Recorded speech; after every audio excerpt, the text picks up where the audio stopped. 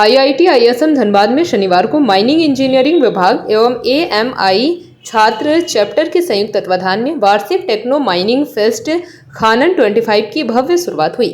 उद्घाटन समारोह पेनमेन ऑडिटोरियम में आयोजित किया गया। कार्यक्रम का उद्घाटन मुख्य अतिथि उज्ज्वल ताह, महानिदेशक खान सुरक्षा महानिदेशालय धनबाद के करकमलों से किया गया। इस मौके पर CMD Bharat coking coal limited, CMD Hindustan copper limited, निदेशक सीएसआईआर, सीआईएमएफआर एवं सीईओ हिंदुस्तान जिंक लिमिटेड बतौर विशिष्ट अतिथि मौजूद रहे। फेस्ट में देश भर के माइनिंग इंजीनियरिंग के छात्र, प्रोफेसर और उद्योग विशेषज्ञ शामिल हुए। कार्यक्रम में माइनिंग सेक्टर से जुड़ी कई नई तकनीकों, सुरक्षा उपायों, सतत खनन और इनोवेशन पर विशेष सत्र आयोजित किया गया। आईआईटी आईएसएम निदेशक सुकुमार मिश्र ने कहा कि खानन 25 का उद्देश्य छात्रों को खनन उद्योग की नई चुनौतियों और अवसरों से जोड़ना है, ताकि वे भविष्य की तकनीकी दिशा तय करने में अग्रणी भूमिका निभा सके। जो कार्यक्रम है इसका क्या कुछ उद्देश्य है और कितना रुझान देखने को मिला छात्रों को? देखिए, खनन कार्यक्रम जो हो रहा है वो एक स्टूडेंट चैप्टर है, जो कि माइनिंग रिलेटेड स्टूडेंट चैप्टर है। वो लोग हर साल करते हैं एंड इसमें क्या है, बहुत नया नया माइनिंग टॉपिक के ऊपर डिफरेंट डिस्कशन होगा एंड यही डिस्कशन के दौरान 2 दिन के बाद एक कंक्लूजन निकलेगा कि किस डायरेक्शन में माइनिंग एक्टिविटी जाना चाहिए।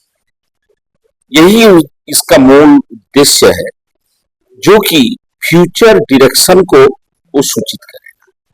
इसीलिए हर साल ये खनन का प्रोग्राम होता है एंड होता रहेगा भी।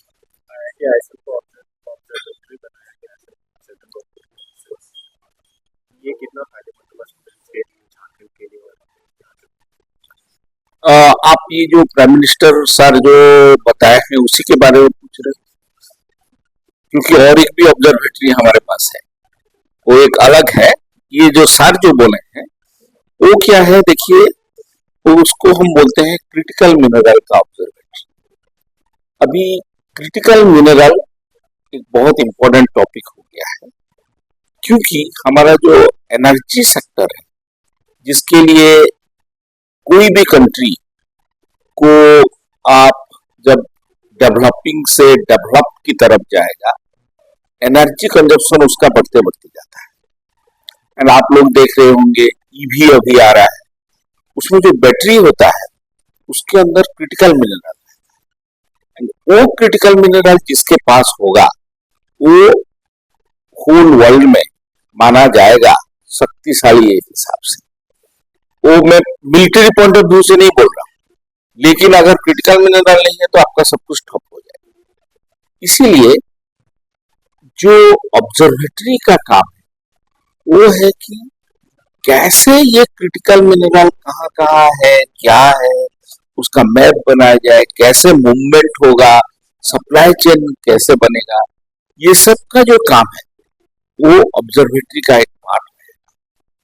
सो ये ऑब्जर्वेटरी जब आ जाएगा मे बी 2-3 साल के अंदर, ये बहुत एक इजी प्रोसेस बना देगा क्रिटिकल।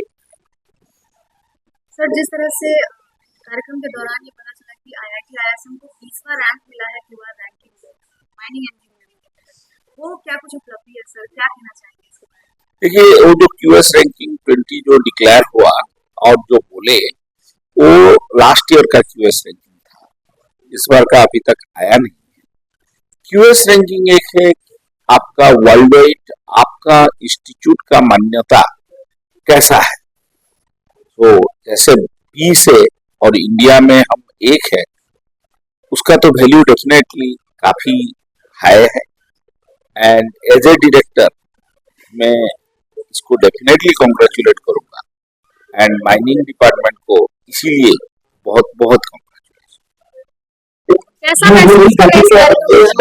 बढ़िया लगा। मैं यहाँ से भी पढ़ाई भी, अपना मास्टर डिग्री भी इसी कॉलेज से किया, तो इससे मेरा लगाव है और ये स्टूडेंट सब आ रहे हैं बॉडी इंजीनियर से हमारा फ्यूचर जनरेशन का प्रतीक है।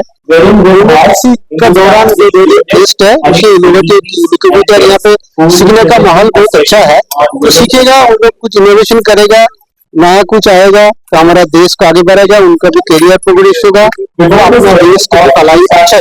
रुझान देखने को मिला छात्रों का? इसमें हमको देख रहा है ज्यादा योगदान मिला, बहुत ज्यादा पेशेंस है, लोगों के इंतजाम भी ज्यादा है, ये बहुत हर्षदायक है।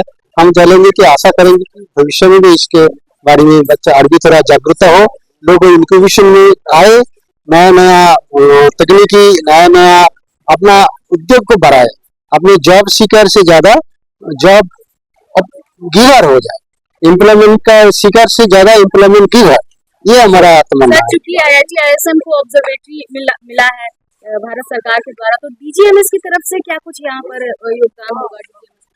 DGMS तो हर माइनिंग इंस्टीट्यूट के साथ कोलैबोरेटली काम करता है, कोलैबोरेटिव अप्रोच हम लोग अपनाते हैं। स्टूडेंट, टीचर, जो भी एकेडमिशियन, रिसर्चर, माइन ऑपरेटर सबको लेके चलता है। जो देश के भलाई के लिए हो रहा है, हम लोग भी जैसा देखिए पहले एक इंस्पेक्टर का माहौल था, अभी हम लोग इंस्पेक्टर हम लोग इनेबल है, इंस्पेक्टर का फैसिलिटेटर का रोल अदा करते हैं। तो उसी के तहत हम लोग भी चाहते हैं कि सब मिल के जुल के जो भी देश के लिए अच्छा हो, देश को डेवलपमेंट के लिए, देश का पब्लिक के लिए जनगण जो समस्या का हल हो और हमारा देश प्रगति पर रहे, हमारा विकास का दर बढ़े, हम लोग डेवलप नेशन की तरफ आने वाले। माइनिंग के लिए पॉल्यूशन मतलब पॉल्यूशन, माइनिंग की जो पॉल्यूशन तो एक है उसी को नियंत्रण में रखना होगा। Mining pollution actually there are so many technologies have come and that is the occasion of these people should learn how to and to make it innovative. Now there are many scope to work now without creating pollution. There are many technologies, many techniques and many experts are available to give their suggestions that we give their guidelines, and pollution obviously causes long-term effect to the public and also the environment. So that is the purpose of sustainable development, कि हम लोग environment को नुकसान ना पहुंचे और public को किसी को नुकसान ना पहुंचे। नॉट ओनली पब्लिक, पूरा जो पेड़ पौधा जो फ्लोरा फौना जो किसी का नुकसान ना पहुंचे, तभी ना हम लोग सस्टेनेबल माइनिंग को आगे बढ़ाएंगे। ये सस्टेनेबल माइनिंग हमारा लक्ष्य है with conservation and safety. JP Bharat live, Bharat की बात JP के साथ। वीडियो को लाइक करें, शेयर करें और चैनल को सब्सक्राइब करें।